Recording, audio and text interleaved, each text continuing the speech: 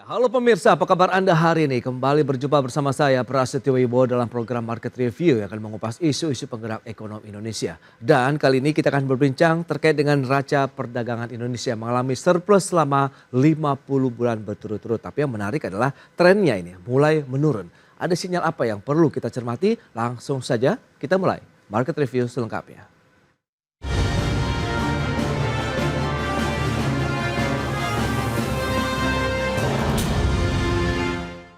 Neraca perdagangan Indonesia kembali mencetak surplus di bulan Juni 2024 sebesar 2,39 miliar dolar Amerika Serikat. Meski demikian, tren penurunan masih membayangi kinerja surplus neraca perdagangan yang telah berlangsung selama 50 bulan berturut-turut.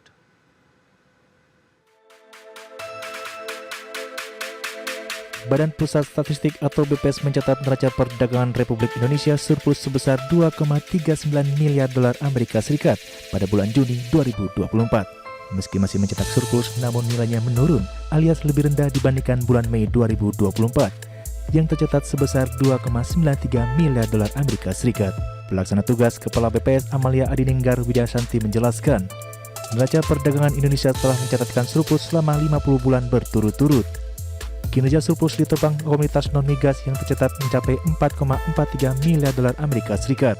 Adapun komoditas penyumbang surplus utama adalah bahan bakar mineral, lemak, dan minyak hewan nabati, hingga besi baja. Tiongkok masih menjadi negara utama asal impor non-migas Indonesia dengan kontribusi mencapai 35,20% terhadap total impor non-migas Indonesia, sedikit lebih rendah dibandingkan bulan sebelumnya yaitu 36,34%. Impor non-migas dari Tiongkok mencapai 5,34 miliar US dollar atau turun dibandingkan dengan Mei 2024 namun lebih tinggi dibandingkan dengan Mei tahun lalu. Amalia menambahkan nilai ekspor pada Juni tercatat 20,84 miliar dolar Amerika Serikat atau turun 6,65% secara bulanan. Secara bulanan, kontraksi ekspor di bulan Juni didorong oleh penurunan ekspor non-migas. Sementara itu, nilai impor Indonesia pada Juni 2024 tercatat sebesar 18,45 miliar dolar Amerika Serikat. Dari Jakarta, Raharjo Patmo, IDX Jenuh.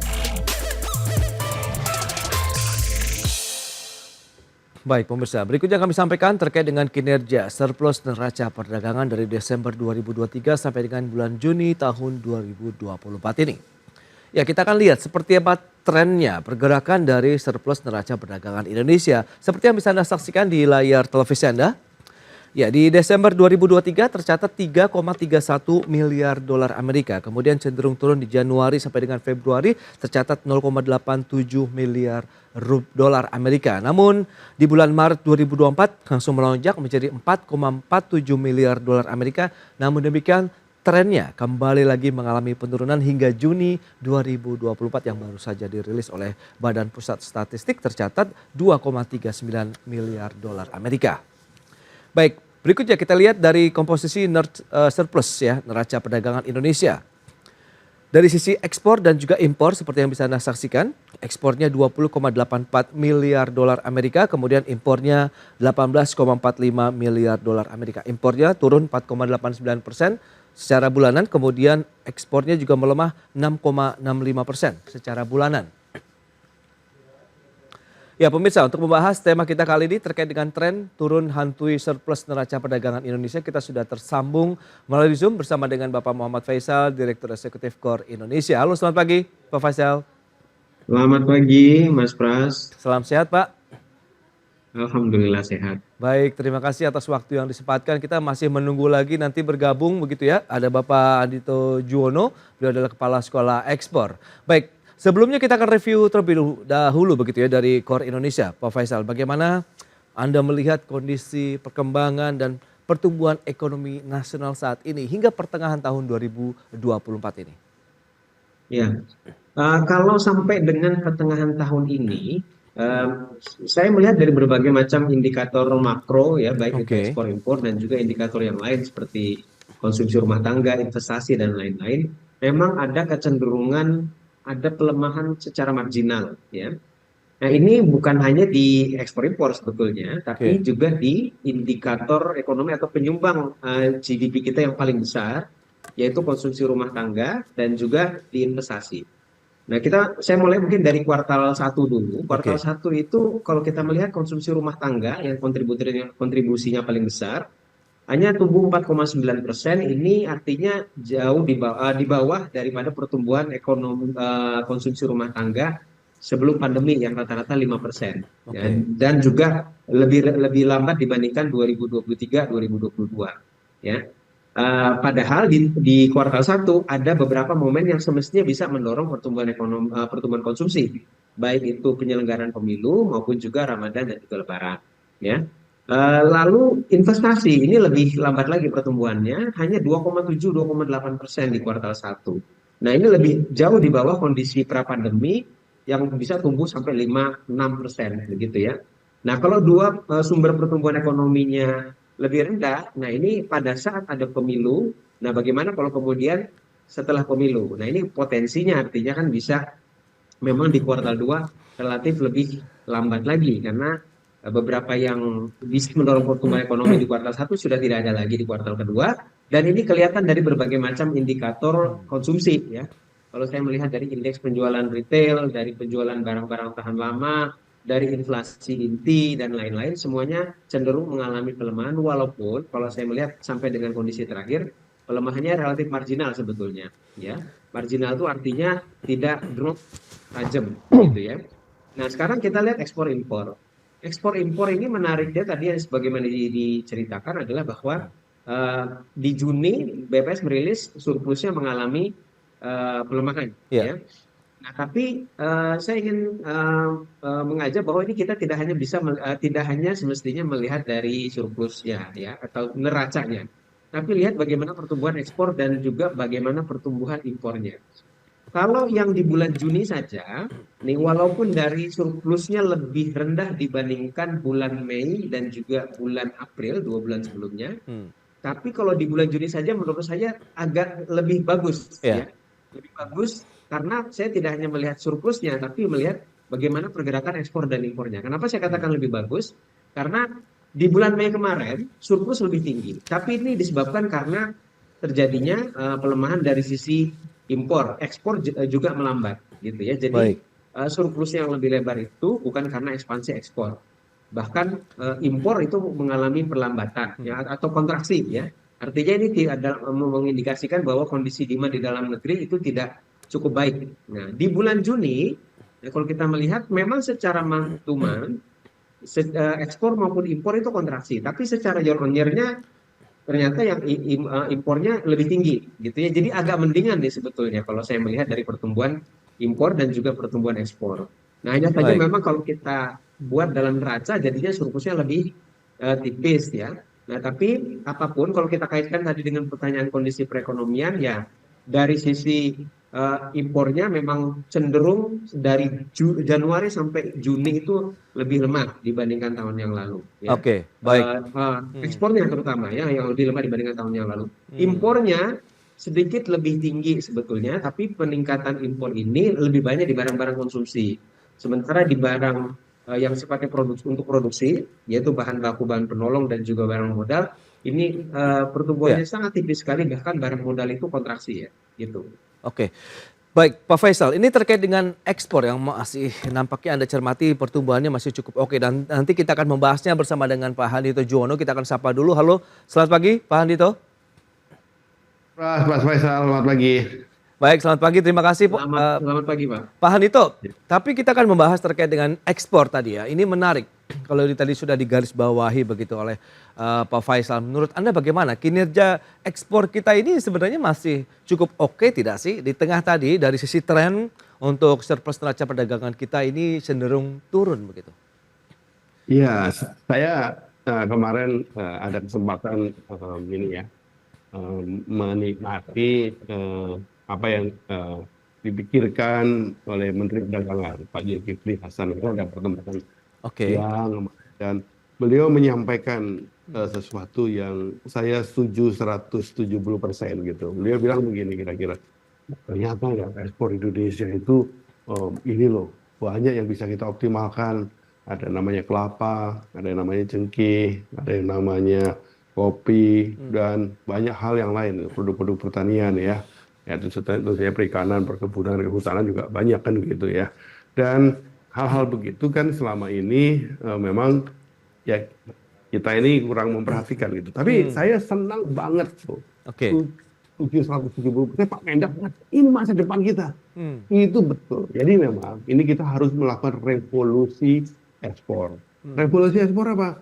Ya udah konsentrasilah ke depan itu pada yang sesuatu yang bisa ditumbuhkan berkelanjutan di Indonesia, ya kan? Ya selama nikel, selama batu bara masih bisa dipakai untuk dongkrak boleh, tapi itu nggak bisa untuk jangka panjang. Jangka panjang ya kita kembangkan produk-produk pertanian, perikanan, kehutanan yang sudah ada di Indonesia, infrastrukturnya.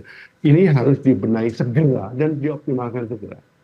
Baik, itu dia ada beberapa poin untuk bagaimana kita melakukan revolusi ekspor. Nah, tantangannya seperti apa kalau kita memang mencoba untuk melakukan salah satu lah fokus begitu dari komoditas-komoditas ekspor Indonesia. Kita akan bahas nanti di segmen berikutnya, Pak Faisal dan Pak Andito. Kita akan jeda dulu sebentar, pemirsa, tetaplah bersama kami.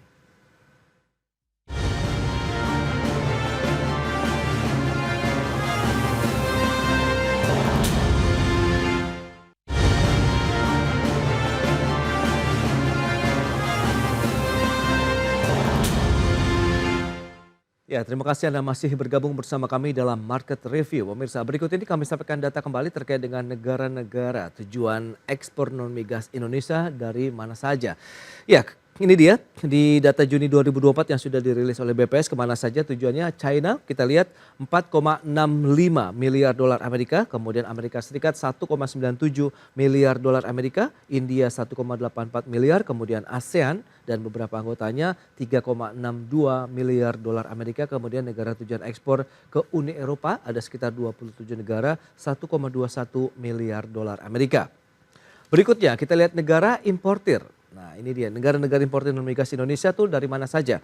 Ada China juga ternyata 32,45 miliar dolar Amerika. Ini 35,41%. Menarik nilai importasinya 32,45, sementara tadi ekspor kita ke China 4,65 miliar dolar Amerika. Kemudian Jepang 6,47 miliar, kemudian Thailand 4,87 miliar, ASEAN 16,32 miliar, dan Uni Eropanya 5,89 miliar dolar Amerika. Baik, kita akan lanjutkan kembali perbincangan bersama dengan Bapak Muhammad Faisal, Direktur Eksekutif Core Indonesia, dan juga Bapak Handito Juwono, Kepala Sekolah Ekspor. Baik, Pak Faisal, ini menarik kalau kita cermati dengan beberapa data tadi yang sempat begitu ya disampaikan. Anda melihat bagaimana kalau memang tadi ada satu keinginan lah begitu revolusi ekspor yang tadi disampaikan oleh Pak Handito. Menurut Anda momentumnya ini tepat atau belum, atau bagaimana dengan tantangan koordinasi antar ya kita tahu kementerian lembaga lah sejauh ini yang membuat kondisi kita juga masih banyak stagnasi di beberapa titik. Silakan. Ya, sebetulnya ya saya sepakat, malah sebetulnya sudah sejak lama kita lakukan itu. Ya, tapi kalau dikatakan momentum ya sekarang mungkin momentumnya bagus juga karena pemerintahan yang baru kan menekankan pentingnya di sektor pertanian. Jadi pertanian ini kan masuknya di dalamnya ada pertanian tanaman pangan, perkebunan juga di situ, perikanan dan juga kehutanan. Nah terkait dengan tadi banyak sebetulnya potensi kita di perkebunan. Nah ini bukan hanya kita kalau sawit sudah sangat-sangat kompetitif di pasar dunia. Nah, tapi kita tidak bisa hanya terus-menerus ke sawit saja, karena potensi kita bukan hanya sawit, ya kan? Nah, kita ada kopi, ada kakao, ada kelapa, ada karet dan lain-lain yang dari sisi potensinya masih di bawah, realisasi daripada pengembangannya masih di bawah, apalagi kalau kita melihat bagaimana potensi ke ekspor ke pasar dunia ya. Nah kalau kita ingin mendorong hilirisasi di situ, ini sangat bagus sekali menurut saya.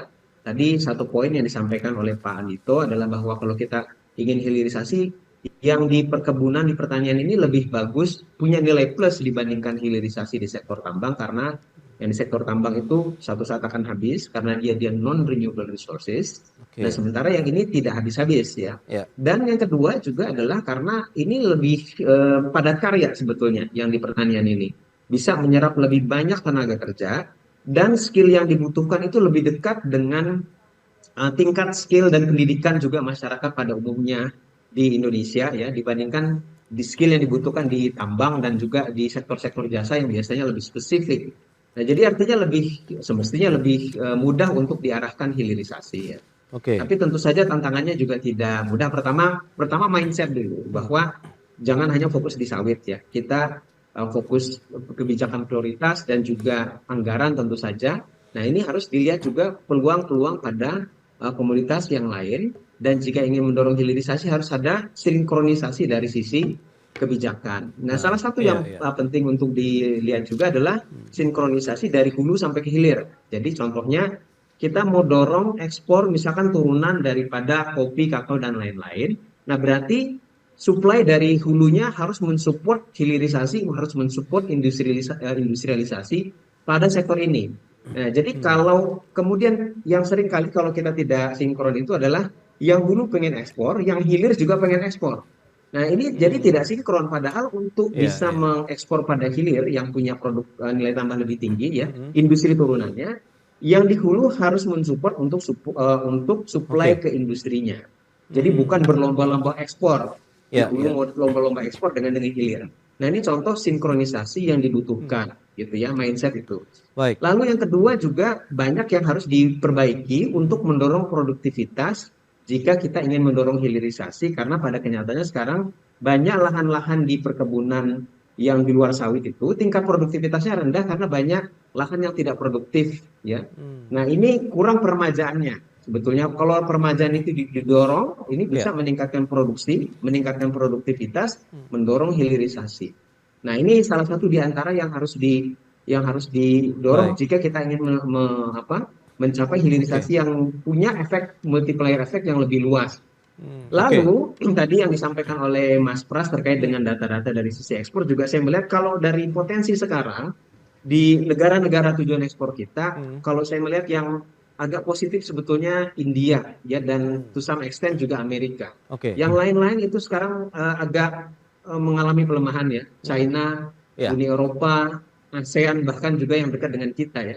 Nah, artinya tantangan untuk kemudian mencari pasar-pasar baru, termasuk pasar untuk tadi produk-produk hilir pertanian yang mau kita dorong, ini harus jadi lebih luas Iya, iya. keluar pasar non tradisional. Nah, jadi ini Oke. banyak negara-negara lain yang walaupun dia pasarnya kecil-kecil, tapi tetap punya potensi karena pertumbuhannya tinggi. Jumlah middle income Baik. population-nya juga meningkat ya. Nah, ini Oke. tetap juga harus dilirik pada saat di mana pasar tujuan tradisional kita, Ya. China, Uni Eropa dan lain sekarang lemah gitu ya. Nah, ini yang menjadi Oke. catatan terutama dari negara tujuan ekspor Baik. kita. Pak Faisal, menarik. Lantas bagaimana Pak Jono Anda melihat gitu, kalau memang dari sisi momentum ini mungkin bisa diterapkan, tapi tantangannya tadi, bagaimana sinkronisasi kebijakan hulu ke hilir begitu sebagai pelaku ekspor, Anda melihat apakah selama ini begitu Anda menemukan kondisi yang sama begitu, belum ada sinkronisasi di sana atau memang sudah ada perbaikan? Ya, ada tiga hal yang saya rasa perlu kita lakukan Ya. kalau kita bicara revolusi ekspor. Yang pertama memang keberanian untuk memilih produk ya. Bagaimanapun kita ini kalau di mana-mana juga di negara manapun, kalau kita bicara ekspor kan kita nggak bisa marketing oriented murni gitu. Oh, Ya. yang mereka mau apa kita sesuaikan, nggak bisa. Sebagai negara kita nggak bisa begitu. Oke. Yang sebagai negara kita harus optimalkan yang kita punya kan, karena dan yang kita punya tentu saja yang bisa sustain, yang berkelanjutan begitu ya. Dan produk-produk pertanian, perikanan, perkebunan, kehutanan itu kita punya. Oke. Yang orang lain punyanya nggak sebanyak kita gitu. Nah, betul harus produktivitasnya ditingkatkan tuh supaya lebih efisien. Jadi harus berani. Revolusi ekspor harus dimulai dari produknya. Kita harus berani fokus kepada produk-produk yang renewable resources tadi itu ya. Itu yang nomor satu. Yang kedua, kita harus juga berani memilih target market kan gitu. Mau kemana nih ekspornya? Kita selama ini ke sana kemari, saya lihat kita fokusnya pada 3 negara saja ya, China, India, sama ASEAN ya. Yang lain ya bolehlah. Atau kalau yang rewel-rewel lupakan lah. Karena negara-negara tertentu rewel-rewel, Eropa rewel-rewel, udah belinya dikit, mintanya banyak, udahlah lupain deh. Saya ini dalam hal itu juga sepakat dengan Pak Menteri Perdagangan. Udah mereka cerewet, rewel lah kan begitu ya. Oke. Jadi kita harus berani fokus kepada negara-negara tertentu, ASEAN, China, saya barusan pulang dari China 2 minggu saya ada di sana. Saya hadiri wisuda anak saya S2 2 jam saja, tapi saya 2 minggu ada di sana. Saya keliling ke beberapa kota di sana. Potensi mereka masih sangat besar. Kalau kita bicara target market kan harus yang besar atau tumbuhnya besar, atau kita mudah masuknya China. Saya rasa meskipun pertumbuhannya terhambat sedikit sekarang ini, apalagi bank-bank agak mulai chaos di sana, tetapi masih besar pasar itu harus dimanfaatkan. India pertumbuhannya lagi bagus, hijau terus, pasarnya besar. ASEAN mudah kita masuk ke sana, ini kan halaman kita sendiri gitu, dan pertumbuhan ASEAN juga besar. Sehingga ini yang lain boleh masuk, boleh enggak, udah lah, nggak apa-apa. Tapi yang ketiga, ada faktor ketiga. Jadi setelah revolusi ekspor dimulai dengan berani memilih produk, yang kedua berani memilih target pasar ekspornya, yang ketiga berani melakukan perubahan di tata kelola ekspor Indonesia. Selama ini kita masih terlalu banyak mendengar macam-macam, dukungan pada ekspor juga kurang. Nah, ini harus berani, pemerintah yang baru harus berani memberi insentif-insentif agar produk-produk tujuan utama dan negara tujuan utama itu kita prioritaskan. Baik, itu dia ada 3 item begitu ya, dari sisi kemampuan ataupun fokus kepada produk yang akan menjadi andalan ekspor, kemudian negara tujuan ekspornya mana saja yang sudah ditetapkan, dan tadi berani untuk mengubah tata kelola ekspor. Kita akan lihat di satu sisi ini importasi mesin peralatan mekanis begitu ya, ini mengalami penurunan terbesar begitu. Apakah ini juga akan mengganggu nanti kinerja industri dalam negeri yang ada kaitannya dengan eksportasi? Kita akan bahas nanti di segmen berikutnya, Pak Handito dan juga Pak Faisal. Kita akan jeda kembali sebentar. Pemirsa, kami akan segera kembali usai pariwara berikut ini.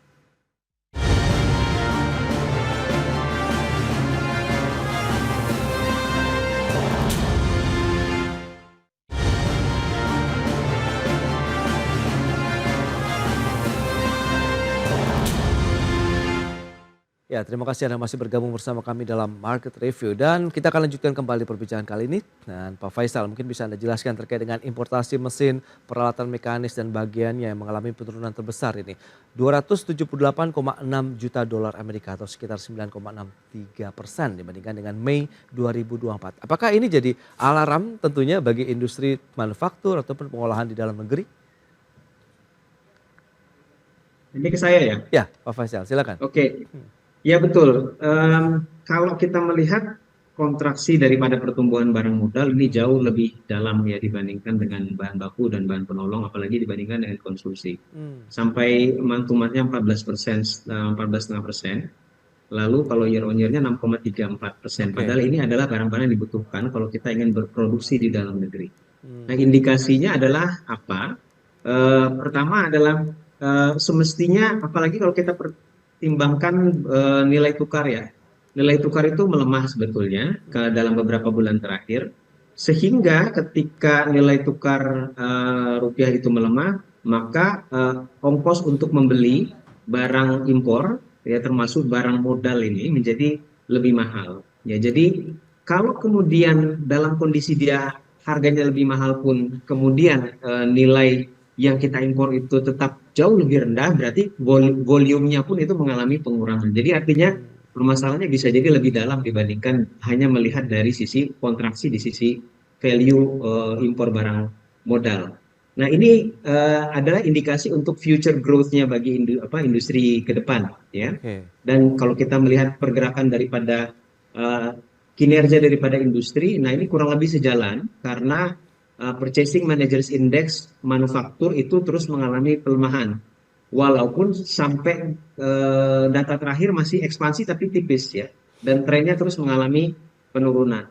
Nah, kalau ini kemudian dibiarkan, ini maka indikasinya adalah bahwa industri manufaktur secara umum ini tingkat competitiveness-nya baik di pasar dalam negeri maupun juga pasar ekspor ini sedang mengalami tantangan yang besar karena pembelian barang permesinan, barang-barang modal itu terus mengalami penurunan gitu ya. Mestinya kalau mereka ekspansi, nah ini terus mengalami peningkatan ya. Tapi faktanya tidak terjadi untuk barang modal, walaupun dari bahan baku, bahan penolong kontraksinya tidak sebegitu dalam ya, tapi di barang modalnya paling dalam. Ya. Baik, itu analisis yang menarik ya terkait dengan bahwa memang ini akhirnya ya menjadi satu warning yang perlu ataupun lampu kuning ya yang perlu juga dicermati oleh pemerintah, pelaku usaha dan para pemangku kepentingan begitu ya terkait dengan kegiatan ekspor maupun importasi di Indonesia. Nah Pak Handito, Anda melihat bagaimana dengan kondisi seperti ini? Solusi strategi apa yang perlu diterapkan, kolaborasi kah mungkin pemerintah, pelaku usaha begitu untuk menjaga ekspor? Kalau menurut saya kalau terjadi penurunan nilai impor mesin biarin aja, makin kecil makin bagus. Saya melihat begini ya, menurut saya ini titik benar malah. Jadi kenapa kan ngapain pemerintah ikut ngurus-ngurusin kalau mesinnya impornya turun? Apakah dikasih kemudahan? Nggak perlu, itu urusannya dunia usaha. Dunia usaha perlu mesin kalau dia merasa perlu. Kalau dia nggak perlu mesin, yang nggak impor ya ngapain? Dan buat kita kan bagus kalau dia nggak usah impor. Tapi saya menduga dan ini mudah-mudahan benar, ini sudah menjadi titik balik. Negara-negara yang tadinya kepengen perusahaan-perusahaan asing yang pengen bikin pabrik-pabrik besar di Indonesia kan menunda atau mungkin membatalkan. Menurut saya biarin aja itu membatalkan. Nanti investasi asing nggak masuk, ya situ akan alami saja. Malah yang harus didorong itu tadi konsentrasi kepada pengembangan yang produk-produk yang renewable tadi itu, pertanian, kehutanan, perikanan, yang dihilirisasi itu perlu mesin ya, tapi mesinnya nggak usah mahal-mahal itu. Seringkali bahkan ya contoh lah kalau kita bicara durian gitu, durian bisa diekspor fresh, tapi di frozen mesinnya kan murah, dikembangkan aja dalam negeri. Nah jadi artinya saya kok melihat kalau terjadi penurunan impor untuk mesin, biarkan. Bahkan kita perlu rem juga untuk impor-impor produk-produk yang kita bisa hasilkan di dalam negeri. Makanan, saya khawatir ini. Kalau ini kan produk turunannya pertanian, makanan. Ini makanan kalau diliberalisasi kayak tekstil mati juga, kasihan nih. Jadi harus dijaga, tekstilnya dijaga, harus hidupkan kembali yang namanya makanan harus dijaga. Kalau ini kita bisa lakukan dalam konteksnya revolusi industri tadi, mungkin ekonomi Indonesia mudah-mudahan di bawah pemimpinan Pak Prabowo akan geleng lagi. Baik Pak Handito, terima kasih banyak atas sharing yang sudah Anda sampaikan tadi. Yang penting konsistensi begitu ya, bagaimana kita menjaga dan fokus terhadap beberapa komoditas ekspor, kemudian meningkatkan pangsa pasar dalam negeri. Pak Faisal, terima kasih juga banyak atas informasi, atas juga insight yang sudah Anda sampaikan ya terkait dengan kondisi perekonomian dan bagaimana posisi ekspor impor Indonesia. Terima kasih, selamat melanjutkan aktivitas Anda kembali. Salam sehat Pak Faisal, Pak Handito. Yo, terima kasih Mas Faisal, Mas Pras. Ya pemirsa, jangan beranjak dari tempat Anda, kami masih akan segera kembali tentunya dengan tema menarik lainnya, menjaga konsistensi target produksi minyak tahun 2024.